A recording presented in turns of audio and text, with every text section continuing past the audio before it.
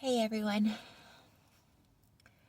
As usual, I am sitting here awake thinking it's 12:50.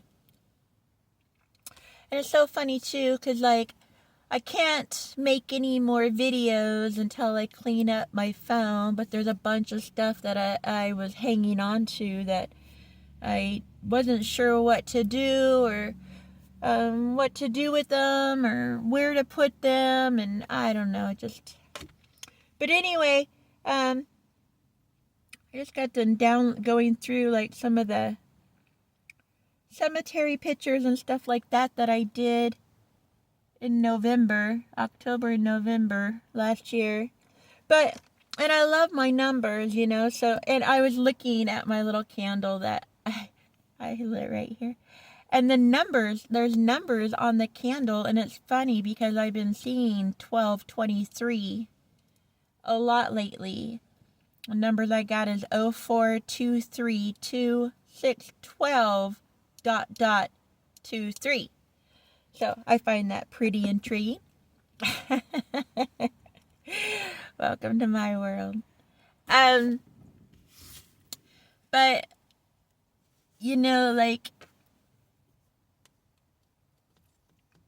they say that when you go through your spiritual awakening and the dark night of the soul, you go through a lot of memories in your mind of your past and things that happened to you. And, you put it on paper. Up until now, I've pretty much done everything in my head. I believe that words are spells, and it's putting things out into the universe. And for the longest time, I didn't want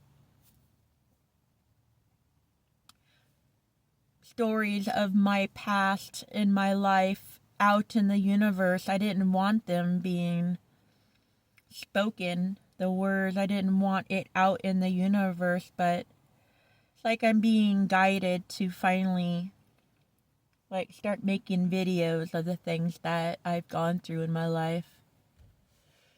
I've made previous videos of my childhood and what was done to me. But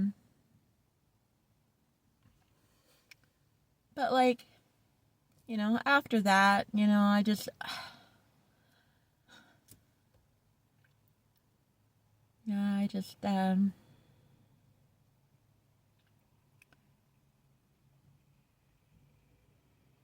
got so many other stories. I've lived the most amazing life. One of the things that came to my mind was, I don't even know where to begin. But, I was married before, and one of the husbands that I was married to, we moved a lot for his job and his work and trying to be a good wife and a good mother. I packed up and moved a lot to towns and places that I didn't know a soul, and I was alone, and I wasn't in the greatest of marriages, but I made the best of it.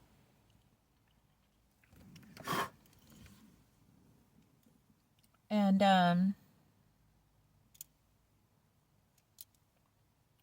but after the things that were done to me when I was a kid,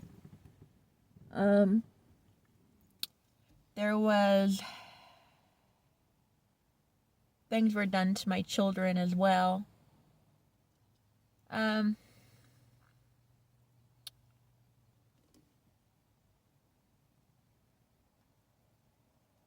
I was living in Bakersfield, California,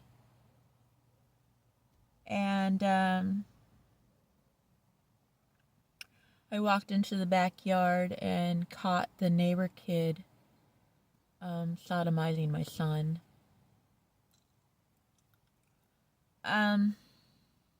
that experience was really, really traumatic for me. I remember going to my husband and telling my husband at the time that it really traumatized me, and I begged him, because he didn't believe in having medical. He only believed in paying cash for stuff, and I begged him to pay for me to start going to counseling, and he refused. That's when things started going really downhill. I did some things I wasn't proud of, but I ended up trying to kill myself. I took a bunch of pills. And he left me abandoned at the hospital. And I had to get a taxi in order to get home, because I was on like some 3-4 day hold. But when I got home, he refused to let me see my children. And he served me with divorce papers. That was the last time I pretty much saw my children.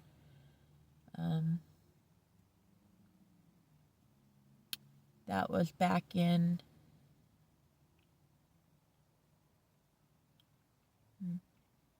2005, I believe. So I haven't seen my children since 2005. That's 21 years. And he moved around a lot, and yeah, he wouldn't tell me where he lived. I didn't know where my children were for the longest time. And by the time I actually did find out where they were, they hated me and think I abandoned them.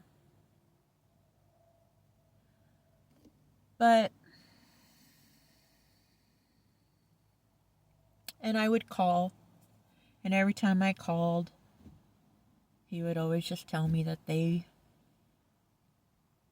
weren't there. After a while, I just gave up. I figured when they got old enough, they would come find me. Like I said, that's 21 years later.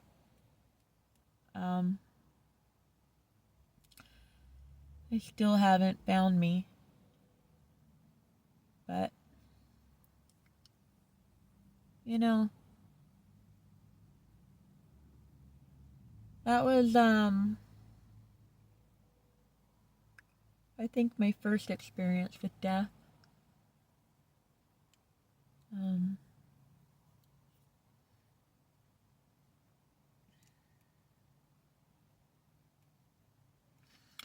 And I saw a lot of stuff when I died. I think that's when I had my first awakening. But it didn't last very long, of course, you know. I was so traumatized from losing my children, I became an alcoholic. Smoking 2 packs of cigarettes a day. I didn't really care much about anything back then.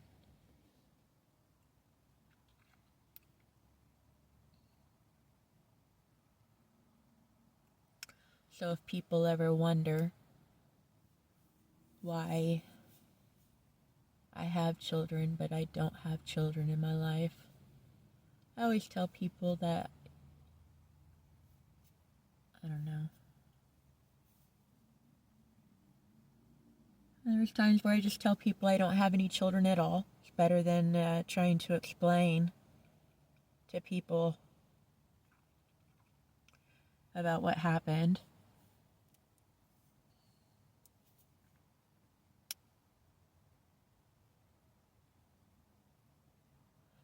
And then later,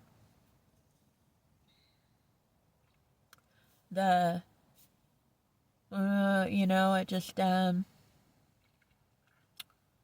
come to find out, the son that I had, that I caught being sodomized in California. Come to find out, that son actually sodomized my 2 younger children as well. And it got blamed on me, that it was my fault because I was a bad mother. You know, and maybe it was my fault. You know, it was my bloodline.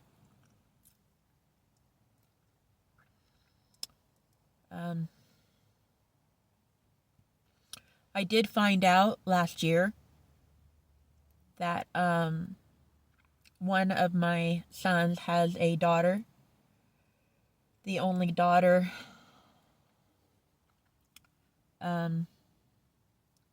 in my direct, which I think is a curse. My granddaughter is in a wheelchair and is mentally challenged and can't speak and lethargic and has to constantly get surgeries on her brain and things like that.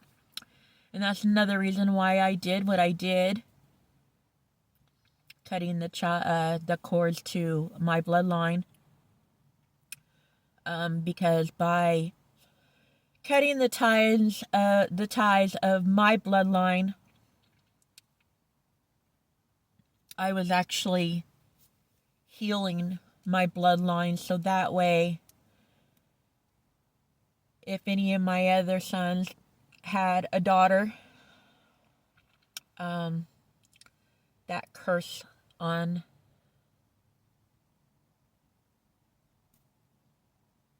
from me would be broken, because I didn't want that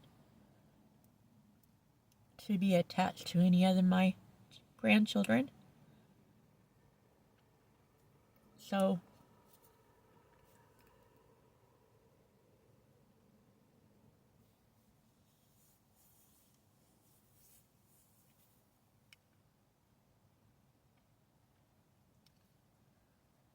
I really hope my children know what lengths I went through to save my grandchildren from the curse that I handed to them from my line. And I did it out of love.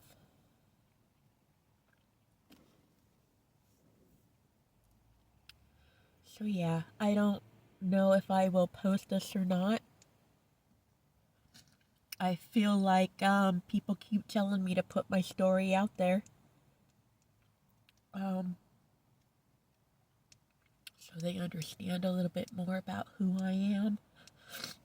Because these are a lot of things that I've been holding in for a really long time and never told anybody. I never wanted anybody to judge me like my ex-husband did, accusing me of it being my fault. But,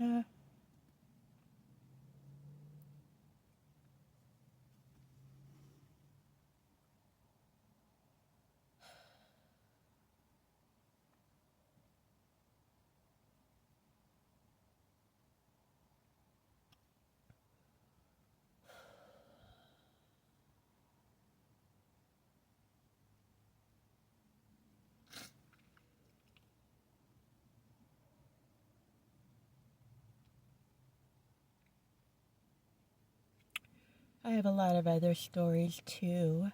That one is just one of the biggest secrets I've been holding on to for 21 years. And to be honest, I've actually lost a few boyfriends along the way because they always thought I was cheating on them or keeping secrets from them, which I was. But they broke up with me because they thought that I was doing things that I shouldn't be doing, when all the time I just had a lot of demons in my head. And a lot of shame for doing this to my children and my grandchildren. I'm just glad that I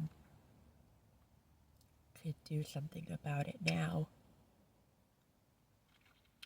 But it doesn't really save the granddaughter that I do have that I probably will never meet.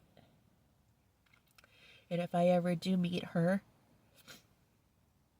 it'll probably be because my boys, my sons, the only thing they'll want from me is money.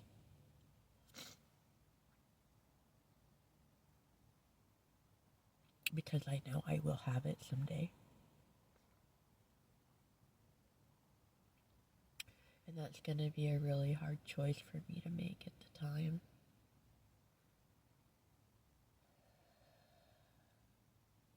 Another hard choice. Anyway, I just wanted to make this video, maybe just to finally get it out of my head and onto the mirror.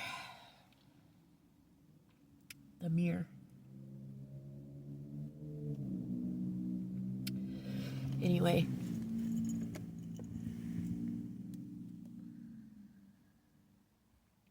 Thank you for listening. And I hope nobody judges me.